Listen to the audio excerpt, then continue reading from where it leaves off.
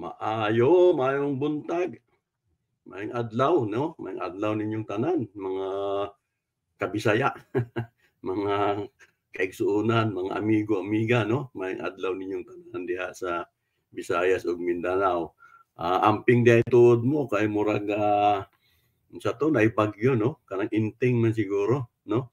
Amping mo diha labi na diri dapit sa Kabisayaan, no? Sa Visayas. Ang bagyo karon is paingon sa murag paingon sa Luzon, no? So amping na lang mong tanan kay bisan ang Mindanao murag na ay mga pag-uwan-uwan, no? So may magandang araw din sa Luzon, no? So binabati ko yung mga nasa Luzon, ano? At syempre pa, yun nga yung mga Bisaya natong mga kauban diya sa Visayas ug Mindanao, mayong adlaw ninyo. So nakadumdum lang ko, no? Nakadumdum ko nga naay usa ka mayor, no? Nga nang hinambog adtong mga siguro mga tulo ka semana ang niagi, no? May kung sa Tagalog naalala ko yung isang mayor, no? Wag na nating i-blind items. Yung mayor ng Davao na si Baste, no? Nagbanta ito ng pananampal, no? Kung sa Bisaya ay sagpa, managpa, no? Kung Bisaya managpa, manamparos o tamparuson o laparuhon, no? So nagbanta ni siya, no? Na gusto gyud kuno niyang maka manampa og general. So mao ni atong istoryahon ro, no? Asa ra man to, no? Unsa may nahitabo ato, no? Mura mag asa ra to, ha? Yun. No? Atong paminahon, no? Pakinggan natin yung pinagsasabi nito. Ito ay base sa Frontline sa Channel 5, kung di ako nagkamali. Ito yun, ano? Mga tulo na kasi mana, adisirning adto si adisir ang operasyon ng PNP sa Kuta, sa compound ng QGC ni Kibuloy ay nagkuan siya nang gagalaiti sa galit, no? Ang nabaw-an nato nga rason is una, nagalit ito dahil pinalitan, no? Pinalitan yung mga hipi o opisyal ng pulis Davao City, no? Naaining puli pero pila ra ka oras naptangtang naigipuli. Basta ang natong naibaw-an murag katulo nag-ilis, no? Nya kining tawhana kining si Baste nagalit, nasuko nasuko og maayo kay mura ambot kung wa ni siya kasabot, no? Kung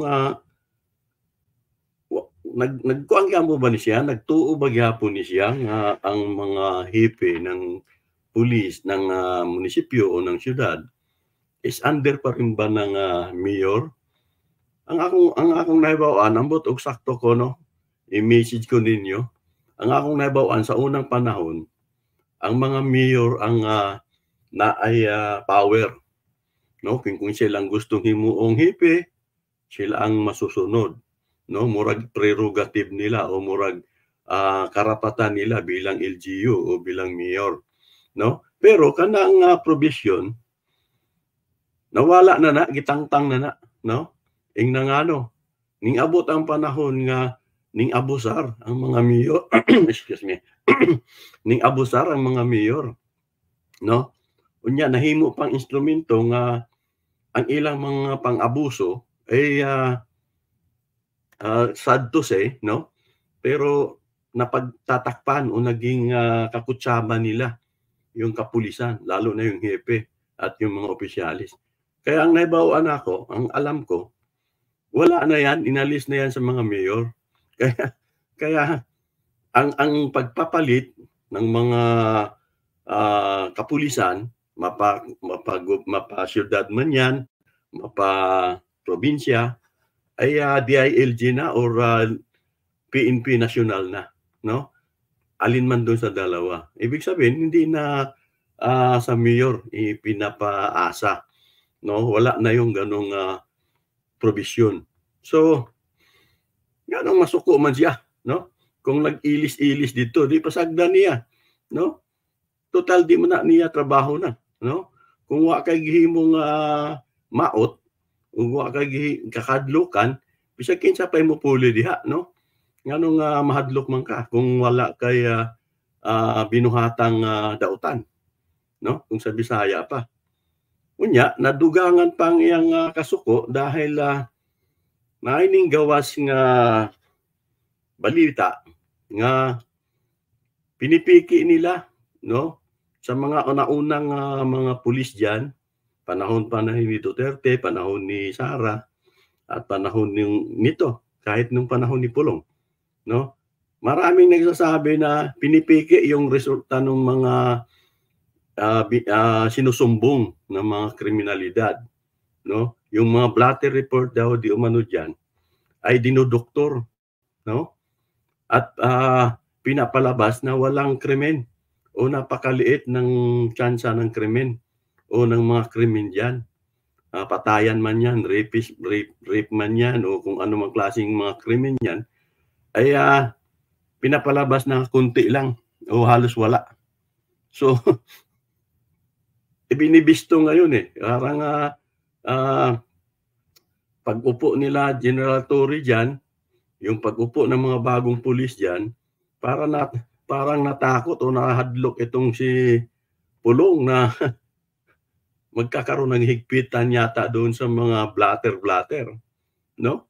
Kay ako bisa pagdili ta permi makapaminaw og mga balita kanang Davao provinces daghang kayong rape diha nga mga nahitabo. Pero unsang hitabo nga ang Davao City kuno isa pinaka-safest city sa buong Pilipinas, no? Hindi lang Pilipinas, murag sa buong Asia. Pero murag questionable kung ginadoktor ang blatter, may tabo yun nga sila kunuha yung pinaka way gubot.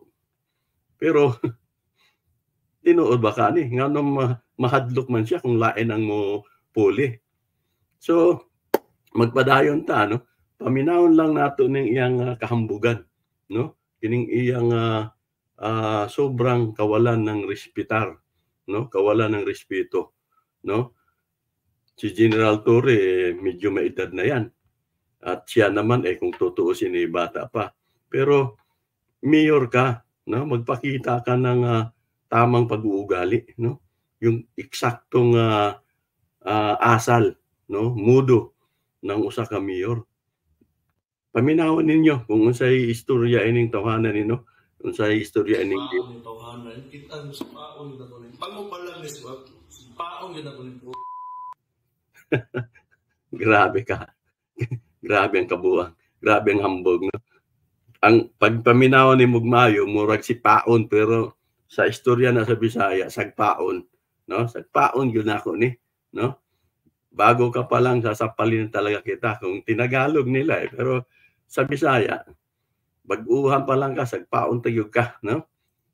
Hindi na itago ni Davao City Mayor Baste Duterte ang galit niya sa Regional Director ng Davao na si Brigadier General Nicolas Torre dahil sa tinawag niyang preconceived narrative nito sa Davao City. Sa isang vlog, Sana sa mga ambisyon o kinabuhi general nga nag-ugat ang City Police. 3 beses nagpalit ng tao hanggang sa maitalaga si Colonel Hansel Marantan nang wala raw konsultasyon sa alkalde. Panasahan, binatikos din ni Mayor Baste ang 3-minute response. preconceived narrative. Yun, no? Ang idagdag pa natin, galit pa siya dyan sa idinagdag pa ng ni General Torre, parang kautusan, no? Sa lahat ng mga headquarters o presento man yan o police station man yan, may dinagdag kasi si General Torre na parang pag may mga kagubot, may mga krimen, may mga patayan o ano man, may sinabi si ano na dapat within 15 seconds, no? Ano ba yung mga sinabi? No? Balikan natin ng konti, no? Focus din ni Mayor Baste ang 3-minute response. Yun, no? 3 minutes, no? 3 minutes response. So, ibig sabihin, ginakuan lang ni General Torre nga himuon ng mga pulis ang pinaka paspas nga pagresponde. Unsay problema ana, no? Unsay problema ana nganong masuko man siya pati sa kining pagresponde, no? Bisan pag moingon siya nga hambog lang na dili na kaya, dili na niya problema. Problema na sa mga pulis. Di man ka pulis nganong ikaw may di ganahan o nganong ikaw may maglagot, no? So muna dakong pangutana, no? So ang iyang mga gikasukan, giilis-ilisan ang mga pulis diha sa Davao City. Nasuko siya kaya murag kini-question ang tawag ini, kini-question ang pagiging safest city ng Davao City. At nasuko siya, wa siya ganahi kay naay murag abiso ang PNP regional nga kinahanglan mo responde ang kapulisan sa pinakamabilis nga panahon kung naay krimen nga mga nahitabo. So unsay problema ana, no? puro hambog, no? Puro hambog, puro yabang. Suko, nagagalit na wala sa lugar, no? Mo na atong problema ini nga mayor, no? Murag naanad siya, no? Naanad sila nga wala sila kunuhay gikahadlokan sa national man o sa mga regional man nga mas ahead o mas nakakataas sa kanila. So respetar bay, no? Respetar. Kung sa Bisaya, respetar, no? Bata tuod ka pero kanang imong gustong sagpaon police general, no? Baka mag-push up lang kayo baka hindi ka pa ubra diyan, no? Kahit na matanda na yan si General Torre, no? So unsa may atong kita nga mga lumulupyo, no? Kita nga mga simpleng tao. Kung atong tan-awon, wa may problema ning si General Torre. Nganong masuko man ni si Basti sa iyaha, no? Tungod lang ba kay wa ipahibaw nga mag-ilis og mga hepe?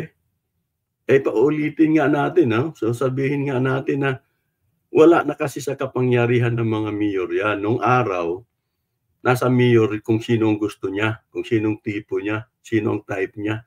Nung araw yun, no? Pero itong mga nagdaang mga 5 years ago or nabago na yon, no? Ang patakaran ngayon isa hindi na under ng mayor o yung pagpalit ng hipe diyan ay hindi na prerogative ng executive o ng mayor ng isang munisipyo o isang syudad. So andyan na yung DILG na dapat sila mag-aano niyan, sila ang mag-uusap-usap niya kung sino ang ipapalit sa isang probinsya o sa isang syudad. Kaya ano ba naman yan, no? Nakakatawa itong si Baste, no? Murag iyang ginasundog ang style sa iyang tatay, no? Nga sobra ang kahambugan. Nga click man adtong panahon na, no? Click man ang kahambugan ni Digong sa una, ni Rodrigo Duterte, click sa tao. Ingnan ano, wala man kahibawa mga tao nga props lang dito, no? Maskara lang ditong pagkaisog ni Digong, ni Rodrigo Roa Duterte. Props lang, maskara lang. Pero sa nagdugay na siya, nahimo na siyang presidente, naibuan na sa mga tao nga maskara man lang din na, binuang man lang din ng pagkaisog, no? Personally, di man siya matapang, no? Puro lang yaw-yaw. Puro yaw-yaw sa TV, sa radyo, pag in-interview, patyo na ako na, papatayin ko yan, no? Pero balita nga natin, hinamon ni Walde Carbonell yan hindi nagpakita no? Kaya nabiktima lang yung mga tao noon, nakunuhay napakaisog ng tatay nimo, no? Pero asa man ang bisan pag sa mga yung kaisog na lang dili sa physical, dili sa patayan, yung kaisog na lang sa kunuhay sa mga drug lord. Asa man yang kaisog? Nga gagmay man ang mga gipang patay. Ang mga dagkong drug lord nga mga inchik murag wa may napatay, no? Naa may gali ng patay kakumpetensya nung amigong drug lord, no? Balita na yan ngayon yan, yung pinatawag doon sa Kongreso na 2 tao, yung tata ba yun, saka yung isa, na marami na namang iniimbestigahan ngayon ng mga pulis na nadestino dyan sa Davao, yung kanilang kulungan dyan, Davao Colony, no? May mga nakapwesto dyan nung araw na involved ngayon doon sa nireveal o kwininto o tinistimonya nung dalawa, yung tata at yung isa pa. Hindi ko na matandaan yung pangalan, pero bago lang, mga 1 week ago lang yun, no?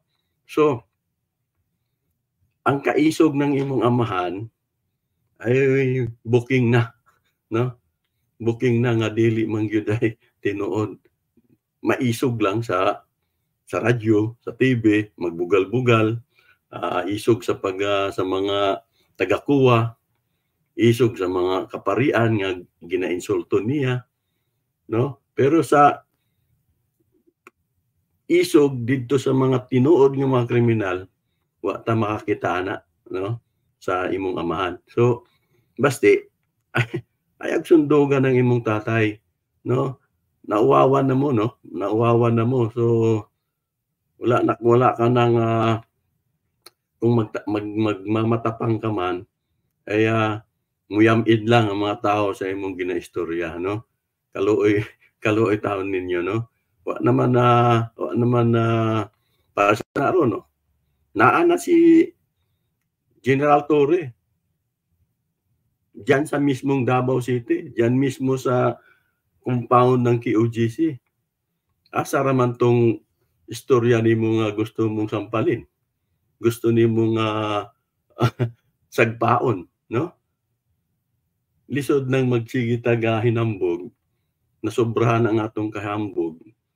Nya moabot ang higayon nga magkita mo o magduol mo sa joke lang.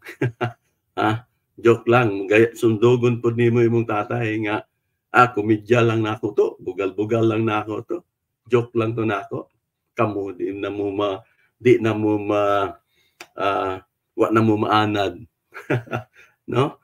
Style imong tatay na, no? Ayaw ga sunduga. Kaya style yan ng bulok, no? Style na kung sa kasabihan, style mo bulok, no?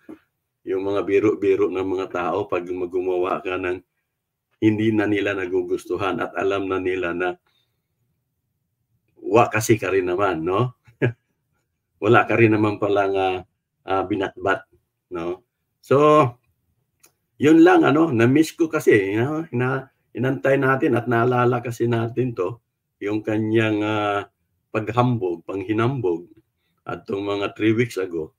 So, naalala lang natin, saan na ba?